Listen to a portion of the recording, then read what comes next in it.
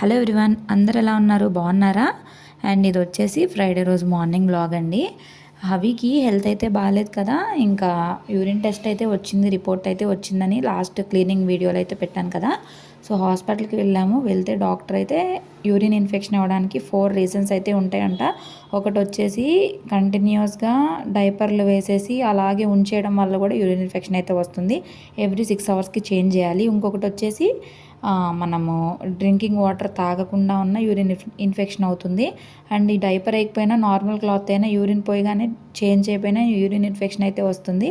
And ఇంకొకటి వచ్చేసి urine వెళ్ళేది నీట్గా క్లీన్ చేయకపోయినా యూరిన్ ఇన్ఫెక్షన్ అయితే వస్తుంది. దీనికి 4 రీజన్స్ అయితే ఉంటాయి. ఈ రీజన్స్లో ఏదైనా అయ్యి ఉండొచ్చు అని అయితే చెప్పారు. సో ఇంకా నేను అప్పుడు డాక్టర్ తోటి నేను సరిగా పట్టించుకోకుండా హైజీన్గా లేకపోవడం వల్ల అట్లా ఏమన్నా అయిందా అని చెప్పంటే, చూడండి, బ్లేమ్ అనేది మీరు చేసుకోవద్దు, మీ మిస్టేక్ అని మీరు అలా తీసుకోవద్దు. ఏది కాదు, ఏదైనా ఫ్యాక్టర్ అవ్వచ్చు. మెయిన్గా సాలిడ్స్ వెళ్ళేలాగా, లిక్విడ్ ఫామ్లో వెళ్ళేలాగా చూడండి. జావలని, ఫ్రూట్స్లో వాటరీ ఫ్రూట్స్ అని ఏ ఒకటి పెడుతూ ఉండండి అని అయితే చెప్పారు. ఇంక ఇప్పుడు బ్రేక్ఫాస్ట్లోకి నేను రాగి జావ అయితే బాగా కొంచెం వాటరీగానే చేద్దామని ఫిక్స్ అయ్యాను. అండ్ ఫ్రూట్స్ కూడా వాటర్ మెలాన్ కానీ, కమలా కానీ, దానిమ్మ కానీ అవి అయితే పెట్టమని చెప్పారు. సో ఇంక ఇవన్నీ కూడా చూసుకోవాలి. కానీ ఏంటంటే ఇప్పుడు పిల్లలు ఉంటారు కదా, వాళ్ళకి ఓన్లీ రెస్పాన్సిబిలిటీ అమ్మలకే ఎందుకు ఉంటుంది? నాకు అదే అర్థం కాదు. ఎవరి పనుల్లో వాళ్ళు ఉంటారు. అమ్మకే ఏదైనా రెస్పాన్సిబిలిటీ, వాళ్ళకి బాగోకపోయినా, వాళ్ళకి ఏమన్నా అయినా మనం సరిగా చూడలేదని, లేకపోతే ఇంకా అలాగా మనకి బాగాలేకపోయినా సరే మనకే తప్పదు కదా. ఒక్కొక్కసారి చాలా ఇరిటేషన్, ఫ్రస్ట్రేషన్ కూడా వస్తుంది. బట్ ఇంకా తప్పదు, వాళ్ళు ఎదిగేంత వరకు వాళ్ళకు కూడా పాపం ఏమీ తెలియదు కదా. సో రెస్పాన్సిబిలిటీ ఇంకా మనమే తీసుకోవాలి, తప్పదు. ఒకసారి నిజంగా చాలా ఫ్రస్ట్రేషన్ అయితే వస్తుంది నాకు మాత్రము, ఇంకేం చేయలేము. సో ఇంకా అది అండి మ్యాటరు. ఇంకా స్కానింగ్ ఒకటి రాశారు, పొట్ట స్కానింగ్ రాశారు. ఆ స్కానింగ్ కనుక రిజల్ట్ వచ్చాక బాగానే ఉంది అంటే ఓకే అని అయితే చెప్పారు. అది తీయించాలి, అదైతే ఇంకా తీయించలేదు. టెస్ట్లు అయితే మాత్రం అది చెప్పి ఇంక ఇంటికి అయితే పంపించారు. ఇంకా అన్ని డ్రై ఫ్రూట్ లడ్డు అది కూడా పెట్టమని అయితే చెప్పారు. డ్రై ఫ్రూట్ లడ్డు చెయ్యాలి నేను. ఇంకా ప్రస్తుతానికి కుదరట్లేదు, ఒక 2-3 డేస్లో అయితే చేస్తాను. ఇంకా మార్నింగ్ హవీకి బ్రేక్ఫాస్ట్ పెట్టేశాక మా దగ్గర బ్రెడ్ అయితే ఉంది. సరే బ్రెడ్ ఉప్మా అయితే చేసుకుందామని ఇక్కడ స్టార్ట్ చేసాము. ఒక పక్కన క్యాబేజీ కూరకి, ఒక పక్కన బ్రేక్ఫాస్ట్కి అయితే రెడీ చేసుకుంటున్నాము. ఈ బ్రెడ్ ఉప్మా నేను ఇండోర్లో ఉన్నప్పుడు తిన్నాను, తర్వాత అస్సలు గుర్తులేదు. సరే అలాగో బ్రెడ్లు ఉన్నాయి కదా అని చెప్పి ఇంకా తాలింపేసి ఉల్లిపాయ పచ్చిమిరకాయలు మగ్గినాక టమాటాలు వేసేసి ఉప్పు పసుపు వేసేసి, టమాటాలు కూడా బాగా మగ్గిపోయిన తర్వాత బ్రెడ్లు అయితే చిన్న చిన్న ముక్కలుగా కోసుకొని ఇందులో వేసుకోవడమే. చాలా బాగుంటుంది. ఈరోజు కర్రీ కూడా క్యాబేజీ కోడిగుడ్డు పొరుట్లా చేసుకుందాం. నేనైతే ఎప్పుడు తినలేదు క్యాబేజీ కోడిగుడ్డు పొరుటు. క్యాబేజీలు వేసేసి కోడిగుడ్లు వేస్తున్నారు, అది కూడా చూపిస్తాను. భలే ఉంది, మా అత్తయ్య చేశారు, చాలా బాగా వచ్చింది. ఇంకా బ్రెడ్లు అయితే ఈ సైజులో కోసుకోవాలి ఇలాగా. సో ఇలా కోసుకొని దానిలో అయితే వేసుకోవాలి. ఇంకా నేను బ్రౌన్ బ్రెడ్ తీసాను, అదైతే మొత్తం పోయింది. ఇంకా వైట్ బ్రెడ్ 3 పీసెస్ 4 పీసెస్ ఉన్నాయి అంతే. బ్రౌన్ బ్రెడ్ ప్యాకెట్ పోయింది. జస్ట్ 2 డేసే అవుతుంది, ఎందుకో ఫంగస్ వచ్చేసింది. సరే ఇంకా అవి తినకూడదు కదా, హెల్త్కి మంచిది కాదు కదా అని చెప్పి అవైతే పక్కన పెట్టేసి ఇవైతే చిన్న చిన్న పీసెస్ లాగైతే కట్ చేసుకుంటున్నాను నేను. టేస్ట్ మాత్రం చాలా బాగుంటుంది, మీరు ఖచ్చితంగా ట్రై చేసి చూడండి. అవన్నీ మగ్గిపోయిన తర్వాత ఈ బ్రెడ్ కూడా వేసి ఒక 5 మినిట్స్ ఉంచేసి దించేసుకొని నిమ్మకాయ పిండుకొని తింటే అద్దరిపోయిద్ది అనమాట టేస్ట్ మాత్రము. ఇంక ఇక్కడ టమాటాలు అయితే మగ్గిపోయాయి. ఇంక ఇప్పుడు బ్రెడ్ అయితే వేసేయాలి, ఇంకా మంచిగా కుక్ అవుతుంది. సాల్ట్ మాత్రం చూసేసుకోండి. మాకు కొంచెం సాల్ట్ ఎక్కువైంది, నేనే వేసాను. కొంచెం అంటే కొంచెమే సాల్ట్ ఎక్కువైంది. ఇంకా అటు పక్కన క్యాబేజీ కూడా అయితే వేసేసాము. క్యాబేజీ అంతా మగ్గిపోవాలి, మగ్గిపోయిన తర్వాత కోడిగుడ్లు అయితే వేసుకోవాలి మనము. అండ్ బ్రెడ్ ఉప్మా అయితే రెడీ అయిపోయింది. ఇంకా నేనైతే ఇంకా అదైతే సరిపోయేలా లేదు, నలుగురం తినాలి కదా, అది అటు ఇటు కాకుండా ఉంది అని చెప్పి ఇంకా ఇక్కడ ఓట్స్ అయితే ప్రిపేర్ చేస్తున్నాను. అది కొంచెం ఇది కొంచెంగా తినచ్చు కదా అని చెప్పి ఇంకా టిఫిన్లకి వేయాలి. చాలా రోజులు అయిపోతుంది, రోజుకో వెరైటీ అయిపోయింది. ఇంకా సఫోలో మసాలా ఓట్స్ది అప్పుడు ఒకసారి హవీ కోసం అంటే మా ఆయన ఇవి తెచ్చారు. ఇంక ఇవి ఇప్పుడు సేల్ అవుతున్నాయి అన్నమాట. మా అత్తయ్య వాళ్ళు ఉన్నారు కదా, ఇంకా అందరి మీద తింటారులే అని చెప్పి ఈ ఓట్స్ అయితే తీసుకొని వచ్చారు. ఇంకా అవే ఇప్పుడు కుక్ చేసేస్తున్నాను.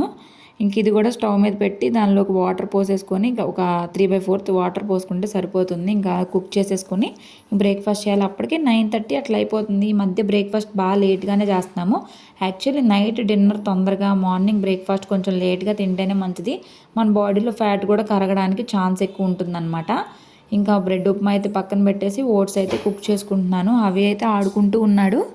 అండ్ వాళ్ళ నాన్నకైతే ఇవాళ ఆఫీస్ ఉంది, ఇంకా వెళ్తారు. ఇంకా అందుకనే హడావిడిగా బాక్స్ అయితే ప్రిపేర్ చేస్తూ ఉన్నాము. ఆయన మీటింగ్లో ఉన్నారు.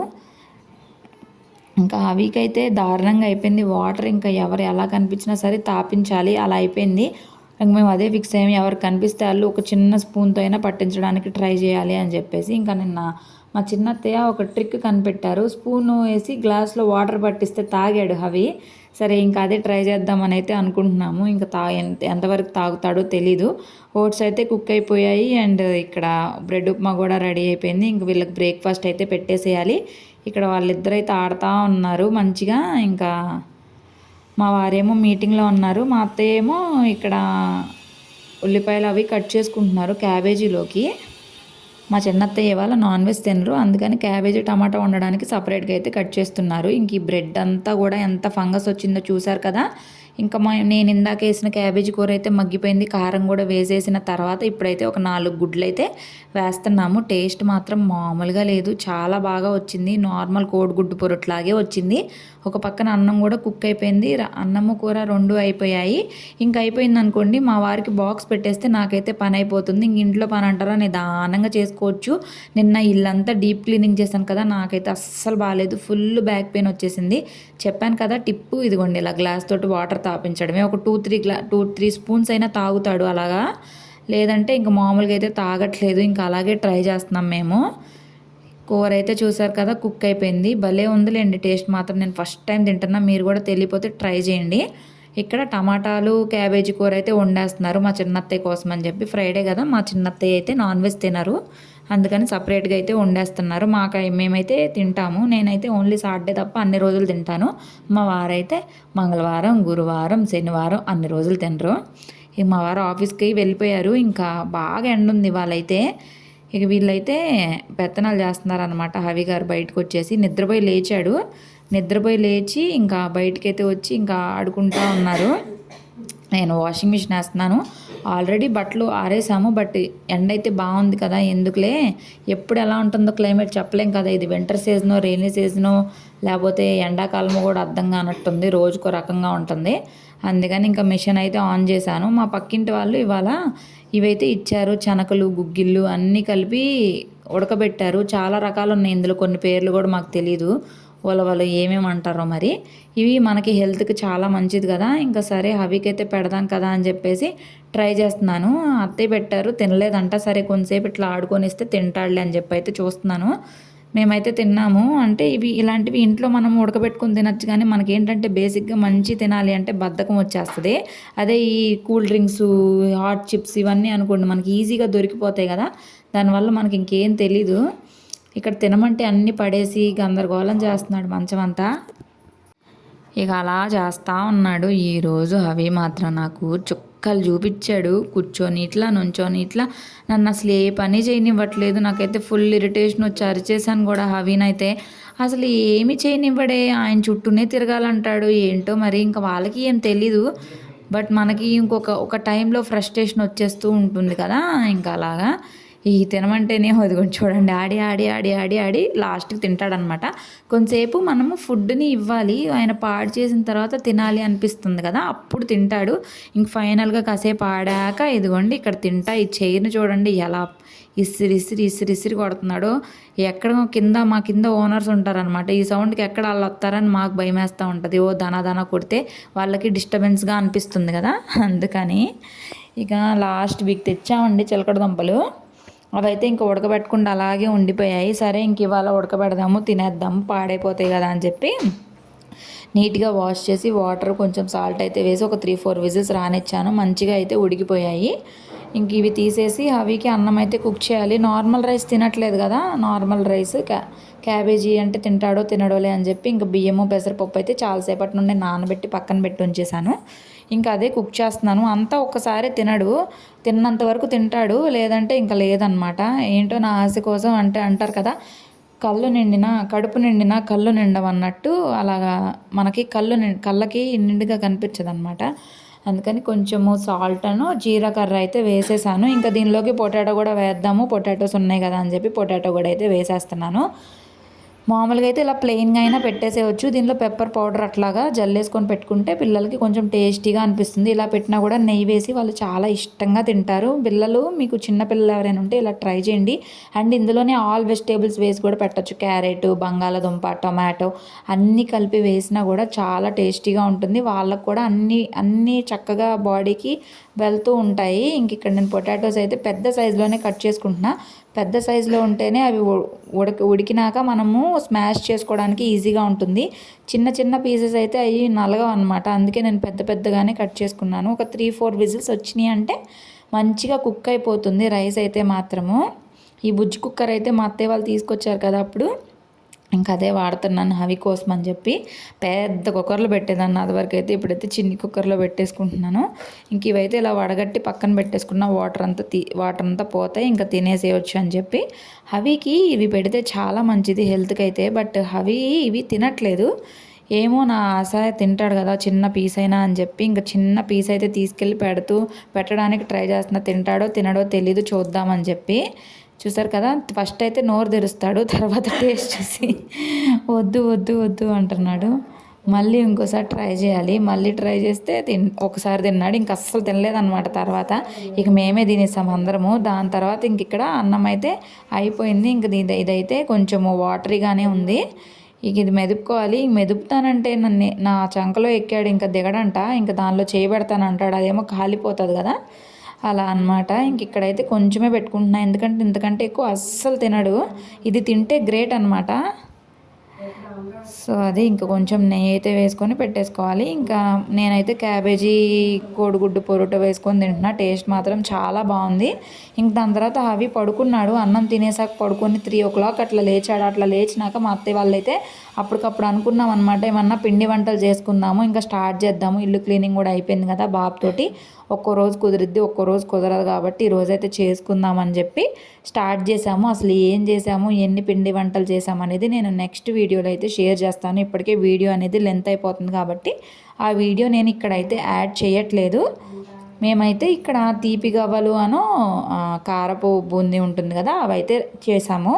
ఈ తీపి గవ్వలకి మనం చపాతీ పిండి కలిపినట్టు కలుపుకొని కొంచెము నెయ్యి నూనె వేసుకొని చేతికి అంటకుండా అయితే ఉండలు వచ్చేలా చేసుకోవాలి.